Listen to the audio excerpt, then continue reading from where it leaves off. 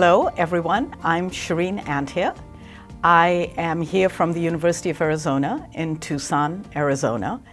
I work as a professor there. I run the teacher preparation program, and I also do research.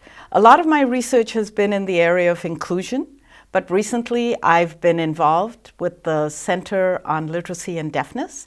And what I'm going to present today is some of the work we've been doing at the center. Specifically, I'm going to talk about vocabulary learning in deaf and hard of hearing children, why it's important, how we can intervene, what are some components of good vocabulary programs, present to you a method of teaching vocabulary to young deaf and hard of hearing children, and then finally, in the very last lecture, some of the data we've collected to show that our intervention program is effective. The vocabulary research itself has been funded by the Center on Literacy and Deafness, which is funded by the Institution of Educational Sciences. As I said, here are some of the learning objectives for this particular lecture, and I'm hoping that by the end of it you'll know about how important vocabulary learning is, why we really need to focus on it for children who are deaf and hard of hearing, and what are some really good strategies for teaching vocabulary. Let's start off by talking about why we want to teach vocabulary in the first place. We're functioning from a theoretical point of reading called the simple view of reading. Reading comprehension requires two major components. One of these is printed word recognition, and then the other component is language comprehension. And when you put these together, you're reading for meaning. So let me talk a little bit more about each of these. The word recognition part of it includes phonological awareness, right? The ability for children to understand that when we speak, the speech stream can be divided into various sounds, that those sounds can be then attached to written letters, right? So that there's some phoneme-grapheme relationships that they have to learn. Using these skills, they can go on to decoding the English language, and they can understand sort of the idea of spelling, so decoding and spelling. But they also learn words by sight, so that they have rapid recognition of words. All of this eventually leads to rapid decoding of words on the page, which is really important because the more energy the children have to give to decoding, the less energy they can give to the language components of reading. When we think about the language components of reading, we have quite a lot, as you can see. One of the components is background knowledge. So if you know what you're reading about, you're going to be able to have an overall schema of what the author is trying to say, for example. So if I'm reading a statistics textbook and I have no knowledge of statistics, it's going to be really difficult even if I understand all the individual words. On the other hand, if I am reading about dental health, which is one of our units, and you've been to the dentist, then you have a picture of what it means to go to the dentist, and all that print about dental health makes sense because you have some background knowledge. You need the vocabulary. If you are reading a text in which there are so many new vocabulary words, you really cannot understand that text. So vocabulary is extremely important. You also need the language structures of the language. So for example, if you're reading in English, you need to follow the structure of English. You need to have a knowledge of the syntax of English. Otherwise, again, you are grasping at the meaning instead of reading or understanding the language fluently. You have to engage in some form of verbal reasoning because every single thing is not written on the page, right? You have to make inferences.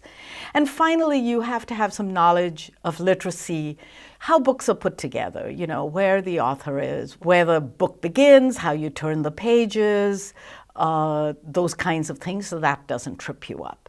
So you have to have all of these language components, and over time what happens is that the decoding piece that we talked about, the word recognition, has to become increasingly automatic. You have to be able to pay less attention to that so that you can pay more attention to the language pieces so that you can really focus on language for meaning. If you spend a lot of time on decoding, by the time you get to the end of the sentence, you've forgotten what the sentence is all about. And that makes it very difficult to understand, for example, a whole paragraph, let alone a whole story. So vocabulary is one of these components of language that we're going to focus on today. So here is why vocabulary is so important for reading. Vocabulary is this key component of language comprehension. Language comprehension is a key component of reading comprehension. The more you read, the more vocabulary you learn, because we learn a lot of our vocabulary from books, actually. We don't really use this very advanced vocabulary in our day-to-day interactions. So for children to learn vocabulary, they are typically learning a lot of their new vocabulary from books.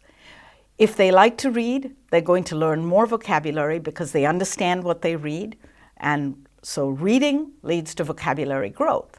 If you break the cycle anywhere, so for example, if the child has a very small vocabulary, it's going to affect their language comprehension, it's also going to affect their reading comprehension, and affect their vocabulary growth. So you're going to get less and less vocabulary growth, which means less and less reading comprehension. So it sort of is like the circular relationship that where the rich get richer and the poor get poorer. And that's exactly what I'm going to show you here. The Matthew effect. That's exactly what it says. It says the rich get richer, the poor get poorer. Kids who have large vocabularies learn more words. Kids who have poor vocabularies, they're not good vocabulary learners, they learn fewer words. So it is important to build a child's lexicon. Vocabulary also leads to language flexibility. That means, we know that if you just have one word, for example, a single word for bird, that whole group of birds, then it's really difficult to talk about how eagles are different from robins, And so it's difficult to understand the nuances of what an author is trying to write about.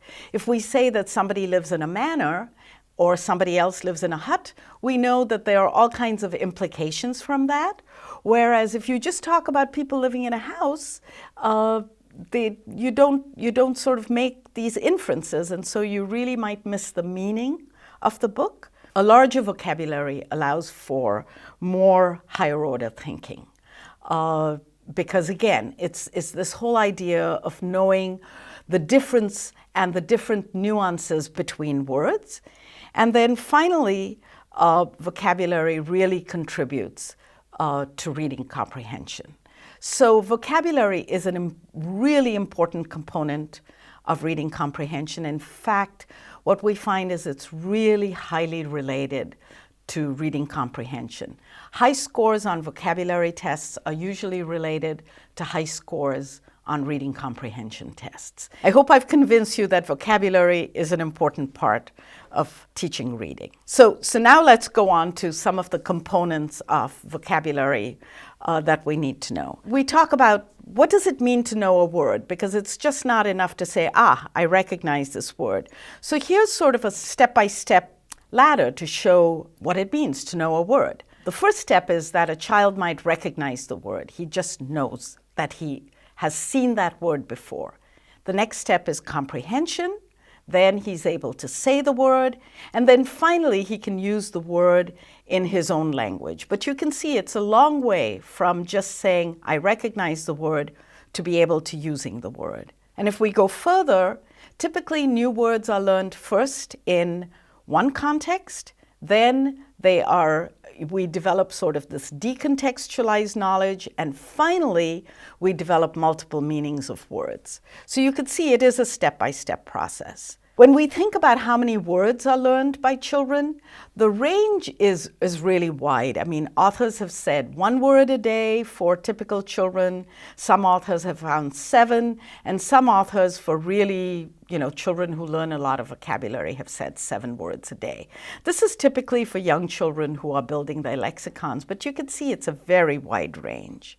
So one really important aspect of vocabulary teaching is that the teacher has to select words that have to be taught.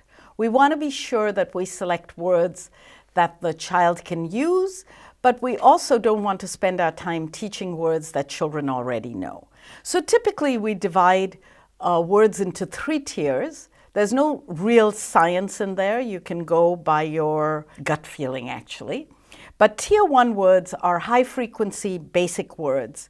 And those are words like hamburger, up, bed, table, that we use every day with children in our day-to-day conversation. And they typically are going to learn it from just interacting with us. Tier 2 words are the ones we really want to focus on teaching. These are still high-frequency words, but they're not limited to a specific domain. And some examples are huge, delicious, tasty, twig. These are words that you might use. You'll see them in books, but we're not always likely to use them in our day-to-day conversations, especially with young children. But because they show up in books, they need to be understood. But they show up in different kinds of books and in different stories, so they're very generalizable words.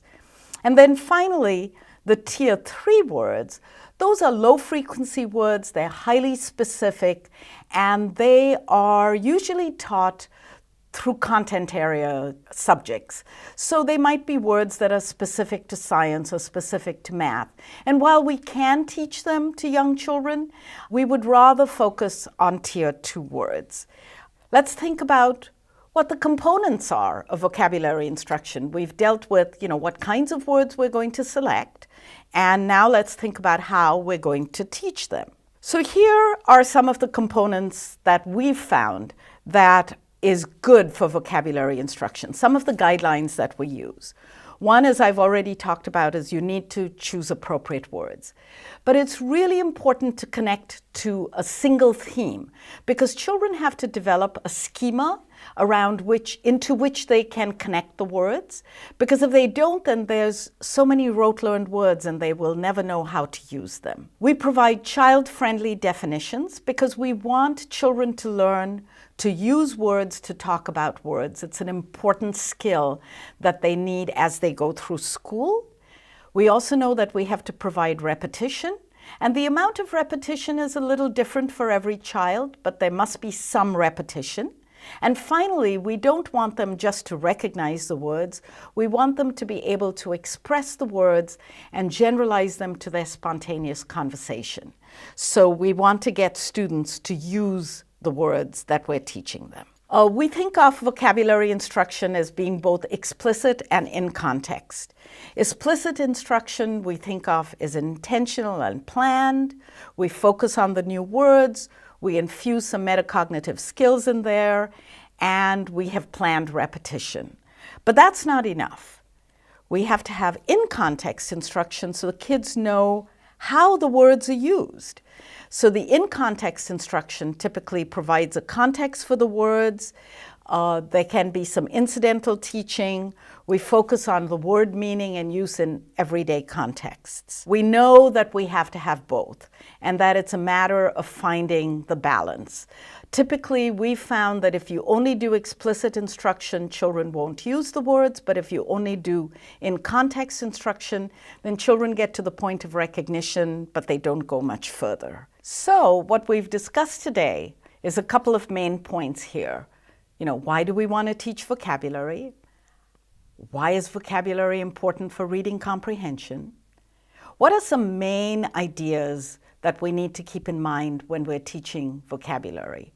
What kinds of words to choose, and the principle of teaching both explicitly and in context.